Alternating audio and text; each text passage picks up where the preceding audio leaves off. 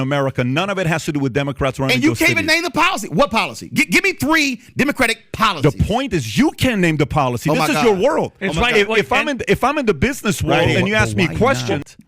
give that story of inspiration to say you can get out of it. First of all, you say, why not? Why I'm not? sorry. Yeah, you clearly have never watched my show when what I talk about consistently are these very issues. I don't sit here and go do doom and gloom. First of all, every single Tuesday on my show, I feature actual black-owned businesses. Every single Wednesday, I feature African-Americans who have tech companies. I love that. Every Friday, I actually feature something called Education Matters, folks who are in the education space, school choice. I got HBCU Connect. So I do all of that. But one second. But you know why I said that? Let me tell you why I said that. Because you said, I'm not the one that says, look at me, I got out, so can you. That's what you said. No. Here's why I say. So here on the PBD podcast, Patrick Beck Davis has Roland Martin. For those who don't know, Roland Martin is a BLM advocate. And in this podcast today, Patrick Beck Davis and Roland Martin go head to head on this unforgettable clash debate that they have between themselves. Patrick Beck Davis hits him with a lot of good points, and the BLM activist responds. Let's get into this video. That's what you said. No. Here's why I say that. Because it is arrogant when, as an individual, I'm assuming everyone else's situation is the same. That's first.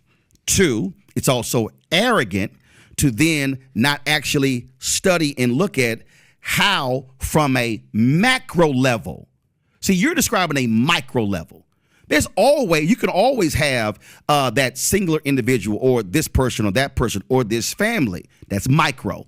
What I'm talking about is macro issues. And what I'm saying is when I look at communities, that's not micro, that's macro. Even within the African American community, when you dealt with Jim Crow, you couldn't live anywhere else. You literally could not live anywhere else. Bottom line is, if you were black and had money, and then you were black and broke, you were literally living in the same neighborhood.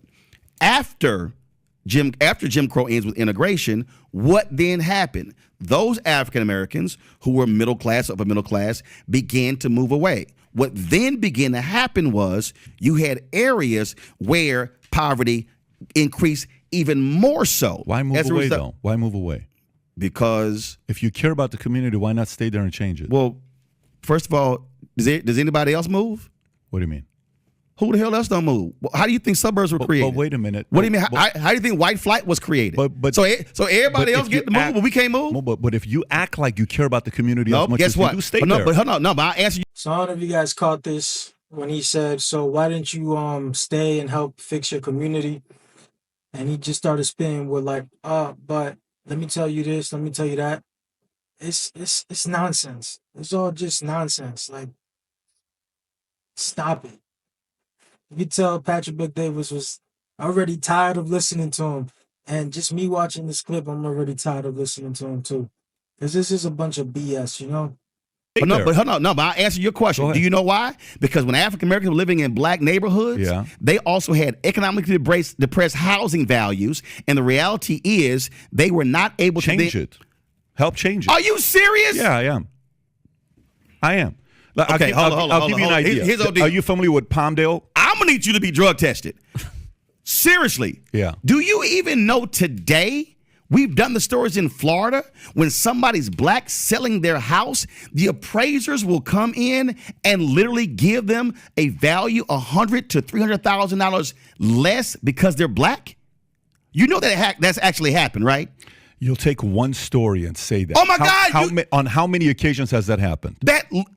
Are you serious? Do you think a message like Okay, why don't you go ahead and Google? Why don't you go ahead and Google? How many times has that happened? No, I believe it's happened, but how many times has that happened? The New York Times literally just did a story talking about the systemic racism that exists within housing appraisals. This is a fundamental problem. I'm trying to see, you're living in a different reality. What progress are you making by saying that? What progress? So what you're doing? I'm trying to end that. Okay. Do you know how inherent? Okay, hold on. You said you're Middle Eastern, right? You're trying to. Hold on. You said you're Middle Eastern, right? I am. Yes. How would you feel? How would you feel? Yes. If you're selling your home, you've got a home that you know Right. And you put upgrades in it, and you know your home is worth $500,000. Yeah. And somebody comes into your home, and they see your photos, right, and they see your family, and then they go back and they go $350,000. You go, what the hell? So you tell that story. Wait, one second. To get people to be convinced that's happening. It's actually out of 1,000 appraisals. Oh my God. Out of 1,000 appraisals, how many times does that happen? Out of 1,000 appraisals, how many times does that happen? You want to pull that up? Tell me. Him to pull that up? That's your world, though. Out of 1,000 appraisals, how many times does that happen? Let's just say it happens. It is a significant issue in America. Oh my God! And wait, one second. And then when the woman, a black person should not have to remove their photos from the wall and remove black art and remove black books to have a white appraiser then come in and go, oh, it's actually 550. One second, because I'm gonna show you how it impacts generationally. Here we go. So when you follow me here, because this is housing discrimination in America. When you then get that lower appraisal, you then cannot sell your house for the higher value, which then means you are not then taking those proceeds and being able to invest, being able to send your kids to school. And what I'm trying to explain to you is there is a world out here that for some reason you're like living in Unity world that ain't the real America. Oh, brother, you and I'm trying to get. All right, so check me out. This might sound a little stupid, I don't know, but if this is really happening, you know, I have a story of my parents sold their house a few years ago, and we didn't have that type of problem. Well, they didn't have that type of problem. But hear me out. If, let's just say this is really happening, why don't you just get somebody who does appraisals that's within your ethnic group? And maybe that wouldn't happen. And then you could tell Patrick Bet-David is just getting tired of listening to him. He's just cutting him off, and he's like, I'm not the guy. I'm not the one. I'm not the one, buddy. I'm trying to get rid of that stuff. You have the wrong guy here. I'm trying to get rid of it. Okay, good for you. I am as well. But you have the wrong guy here. And here's what I mean by that. So when you ask the question, what do you do if they appraise your house $350,000 less, right? That's your question. Okay. I don't see myself as a victim. I stopped looking at myself as a victim a long time ago. And by the way, being Armenian and Assyrian, you know what a lot of people in the Armenian community do? You know what a lot of people in the Armenian community do? They sell victimhood mentality. I'm raised with that, which is the statement of mechka. I know you don't know what the word mechka means. Mechka means, oh, poor Roland, oh, poor PBD.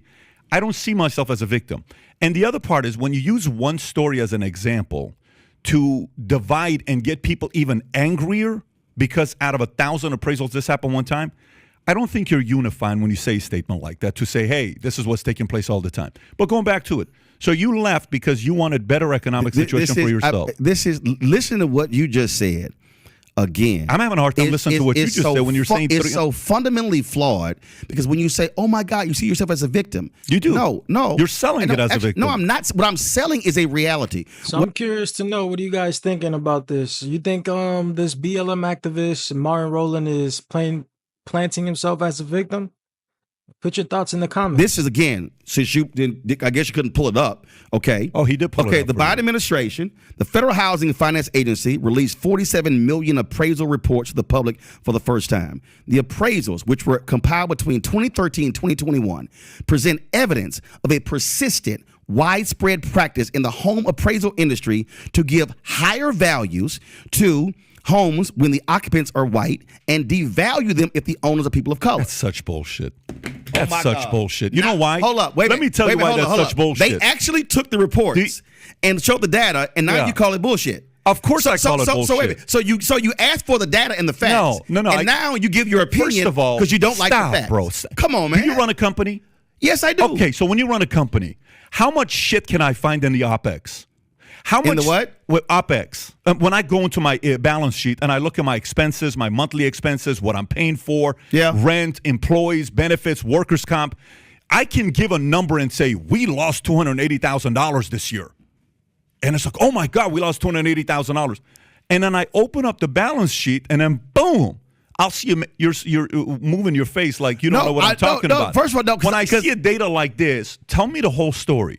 To jump to conclusion with something like this without seeing the entire story is ludicrous to make a comment like that. But analyzing the millions of appraisals by using census tracts as a proxy for neighborhoods and comparing communities with nearly identical housing stock, two researchers found that the results showed a clear correlation. The higher the proportion of white residents in each community, the higher the appraised value of individual homes. They compared similar data. See, again, you want to reject the facts. And what I'm trying to explain to you is I am refusing to constantly have people give data without me having access to the entire thing for their own benefit to divide So what you're saying is, in order for you need access to the 47 million home appraisals. I'd love to see yourself. I would love to see it. Okay, guess what? It's a federal agency. File a FOIA. I'd love to see it. File a FOIA. But here's file a what? A FOIA. Okay, so I'd love to see it. You know why?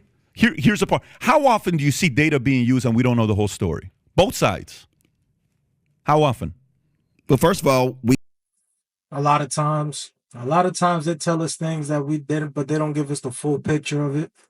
It's like I was saying earlier, it could be a stupid idea, and if it is, leave your thoughts in the comments, man. I'm just trying to learn as much about everything as I can.